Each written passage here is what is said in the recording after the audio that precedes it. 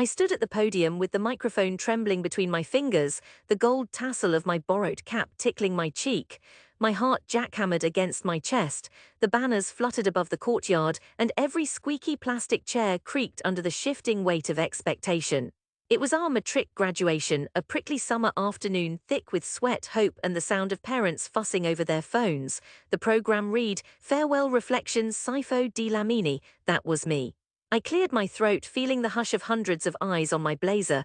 I was supposed to be talking about the future and our dreams. The principal, Mrs. Haid, had included me because I had the best English marks and could turn a phrase, not because anyone thought my dreams mattered. I looked out at the audience, at my mother stone-faced in the third row in her best yellow dress, stiffer than starch, at my Auntie Cindy side-eyeing the crowd, mouth already set for gossip. Uncles and cousins gathered near the back, knotting their arms. Clustered by the fence, the neighbors, already primed to sweep up every detail for later. Nobody expected much from Sifo, least of all something ridiculous. I started, voice thin but clear. I once sat on the roof of our house and watched the city lights flicker on one by one. I thought they looked like holes poked in a dark blanket, the kind stories can fill. Somebody snickered, sharp and mean. Behind the curtained-off area, one of the head boys mimed a camera, cranking a hand as if rolling old film. Laughter, low and knowing, rippled across the grass. The world is full of stories. I tried to continue, but the jeers grew louder.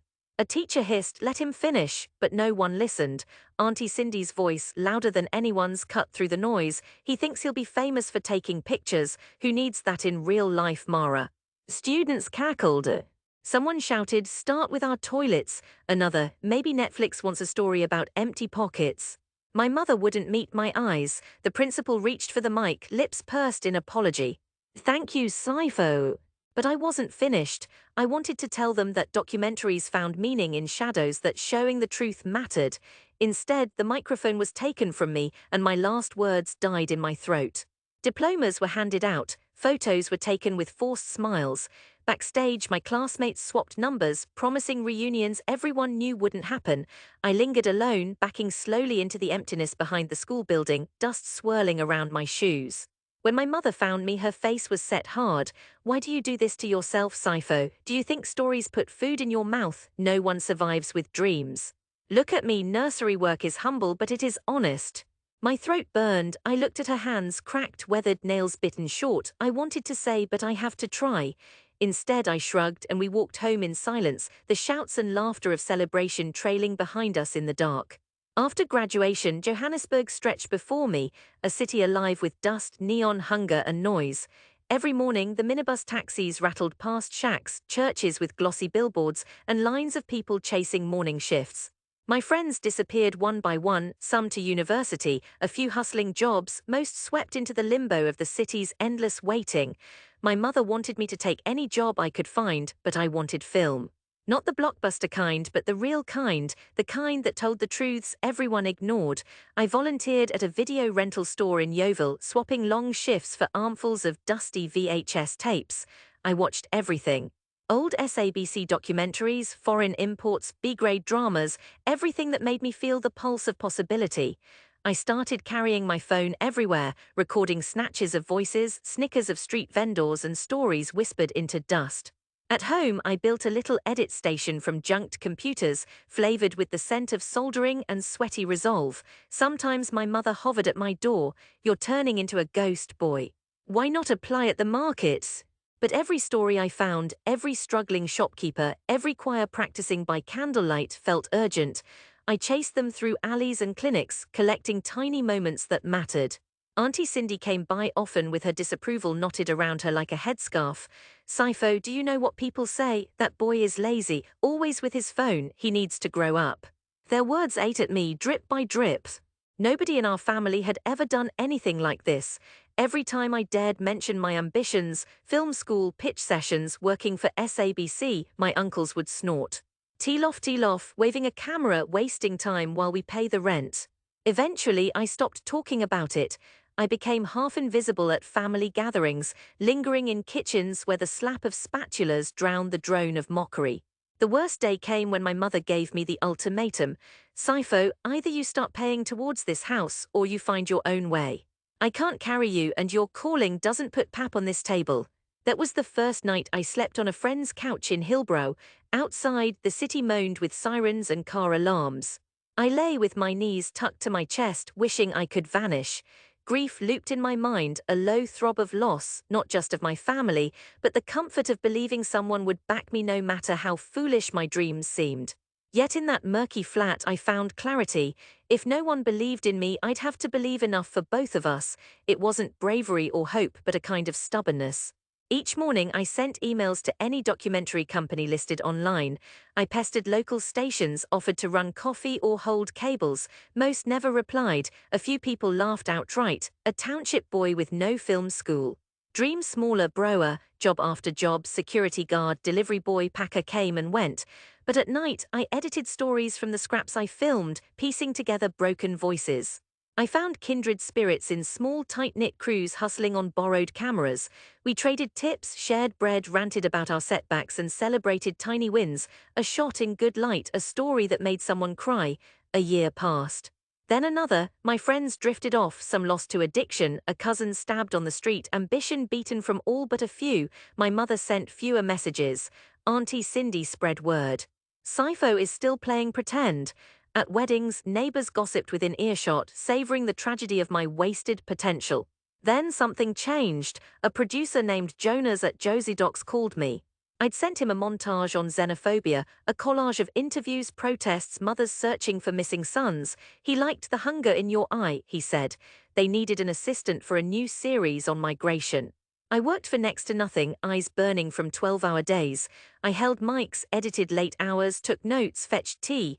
Jonas taught me everything: how to pin a lapel, how to listen without looking away, how to keep a story truthful but powerful. I watched him shape raw pain into narrative, each cut a brushstroke of empathy. I climbed through more jobs after Josie Docs, each one a little closer to the lens. I shot a story about miners' denied compensation, then did sound for a piece on climate refugees. I built a reputation, small but enough for people to know my name. Whenever I stumbled, doubts snapped at my heels. Rejection letters came thick and fast, underqualified, lack of audience. I slept through plenty of nights soaking my dreams with stale beer, wondering if everyone back home was right. But then came the call that changed everything. A Norwegian NGO wanted a documentary about the families rebuilding after fire swept through Alexandra Township. They'd seen my work online, heard the rawness in my interviews. You have to direct it yourself, they insisted. Tell it from inside. It was the first time anyone with money, clout, and respect wanted my view and my story. I borrowed cameras, drafted scripts on napkins, begged friends to help. I lived the story, sweating through gutted shacks, holding crying babies while mothers scolded the city council on film, eating supper with children who'd lost everything. I shot until my fingers were numb. The edit nearly broke me. The NGO sent endless notes. I rewrote voiceovers, cut scenes, argued for truth. I missed call times from jobs, let friendships fade. My mother, hearing rumors of it, texted at last. "Is this still your game, Sipho?"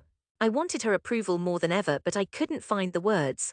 On a muggy September night, the Alexandra Fire documentary aired on public TV. By morning, social media was roaring. The story was raw, honest. A city councillor resigned, donations poured in, international journalists called. For days my phone buzzed, strangers stopped me on the street. Josie Docs wanted me back to direct a series. An old teacher from school emailed saying, "You did it, Sipho, I wish we'd listened." My agent called with more contracts than I could answer. I travelled with film crews to Cape Town, Lagos, even Amsterdam for a festival.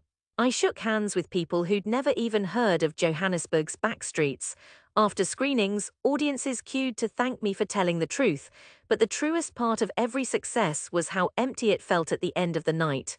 Each hotel room, crisp sheets, still air, reminded me of my mother's tired voice, the laughter on graduation day, the ragged edges of home.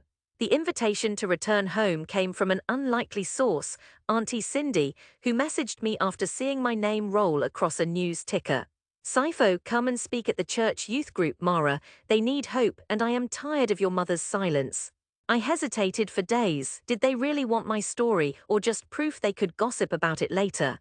Eventually, I said yes, driven by something deeper than pride or anger. I wanted them to see me, truly see me. I boarded a minibus to my old neighborhood, legs vibrating with nerves as I watched the familiar landmarks flicker past. The gas station where we bought black market DVDs, the fields where my friends played soccer, the corner shop with the faded Coca-Cola sign. The church was packed with kids in crisp uniforms, parents lining the walls with resting faces. Auntie Cindy fussed at the front in a bright green headscarf, eyes scanning the crowd for reputation points. My mother sat behind her, hands folded, her lips pursed in a tight line, half pride, half fear. When I took the stage, a hush fell, no laughter, just raw, unsettled curiosity. I started to speak, voice cracking at first but steadier with every word. I told them about the roof of our old house, about failing, couch surfing, the taste of shame. I told them about telling stories for people nobody listened to, about betrayal, bravery, and nights spent not believing in myself. I let that wound show, the one left by family doubt and public scorn. Then I pulled out my phone, plugged it into the projector. The sound sputtered, kids giggled nervously, but then the first scenes appeared, Alexandra's blackened shacks full of duty and hope, mothers testifying to the lens, children rising from ashes, voices clear and unashamed. My narration rolled over their faces, my city, my witness. As the scenes unfolded, I heard gasps. Some parents wiped tears. I glanced over. My mother sat clutching her hands, trembling. Auntie Cindy's face was unreadable. Then the final credits rolled, bearing my name. A close-up of one of Alexandra's children flashed up, mugging at the lens. If I am still here, you can be here too. Silence, then applause. First the children, then slowly parents joined, until even the most skeptical rose to their feet. The sound of it stunned me, real, lingering without the bite of mockery. Afterwards, cluster of mothers pressed close, voices thick with emotion. My son says he wants to film too, one whispered. You made us proud, Engwanaka, said an old man I'd never met. My mother didn't rush up. She hung back, tugging at her dress, eyes glassy. Then, wordlessly, she stepped forward, gathering me into her arms, holding on so tightly my ribs ached. Into my ear she murmured, Yukubona kakulu kanokazwa, to see is bigger than to hear. There was more: congratulations, requests for interviews, kids begging to see how a camera worked. But all I cared about was that moment. My family watched me succeed, not as a fantasy, but as undeniable truth made solid on the screen. After the speeches, as dusk bloomed beyond stained glass windows, I slipped outside, breathing in Johannesburg's breath, petrol and fried dough, sharp wind, the muted hush of traffic. I walked home, mother at my side, the city's noise dimming behind us. Even the lights looked different that evening, less like holes in a blanket, more like lanterns for travelers risking the dark. I remembered graduation day and felt the wound sting and heal at once. I'd come home not to prove them wrong, but to make sure everyone saw. Sometimes the stories that matter most begin as a whisper, laughed at, doubted, cut short, but too alive to die in the dark.